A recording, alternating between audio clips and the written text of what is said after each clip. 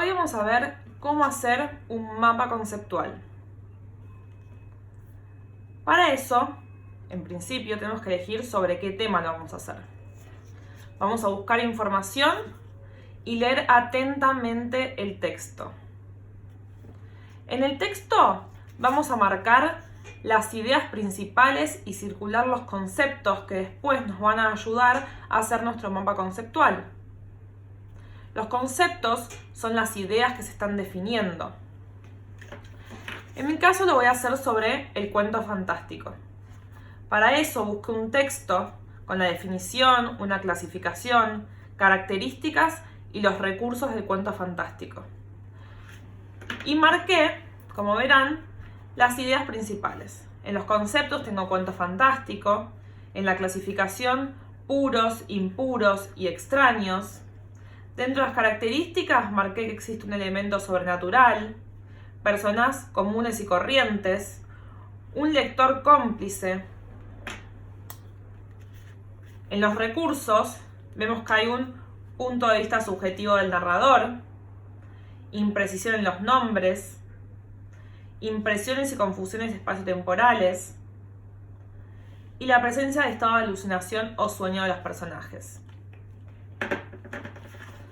Así cada uno hará con su texto, buscando la información esencial, ¿sí? Marcando las ideas principales y circulando los conceptos que les van a ayudar a jerarquizar la información. El texto siempre lo dejamos a mano, porque nos sirve a la hora de extraer la información. Como dije, en tercer lugar, vamos a jerarquizar la información. ¿Qué quiere decir esto? Bueno, vamos a poner el título, el cuento fantástico en este caso, y empezar a definir cuáles van a ser las ideas principales, sobre las cuales vamos a dividir el mapa conceptual. En mi caso, elegí las mismas que encontré en mi texto: clasificación, características y recursos. Características, recursos y clasificación. Además, dentro de la clasificación, como vemos, tenemos puros, impuros y extraños. Con lo cual, vamos a agregar puros, impuros y extraños. Ahora sí, que tengo la información jerarquizada, voy a unir con flechas los conceptos y agregar la información esencial, las ideas principales que marcamos en el texto. Vamos a marcar el cuento fantástico con características, recursos y clasificación. Además, como dijimos, dentro de clasificación tenemos puros, impuros y extraños. Es importante mirar la hoja y darnos cuenta del espacio que vamos a necesitar para poder manejarlo de forma correcta. Ahora sí vamos a agregar la información esencial.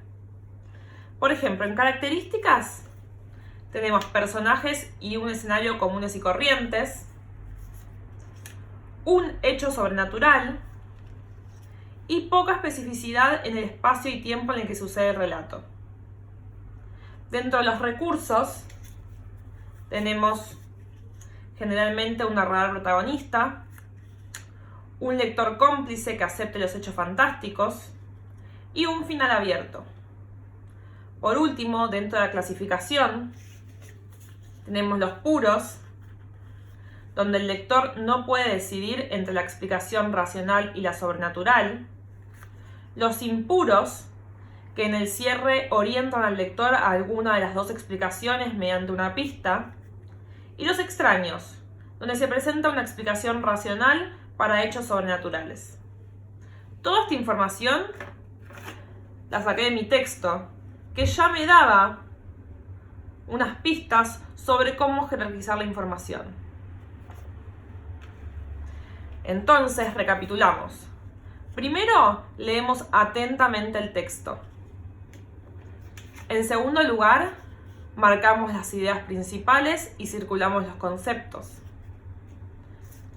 En tercer lugar, vamos a jerarquizar la información, ¿sí? Título, subtítulo e incluso dentro de unos subtítulos podemos encontrar más clasificaciones.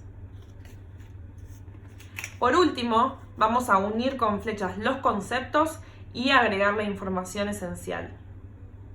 Ahora sí, están listos para armar su primer mapa conceptual.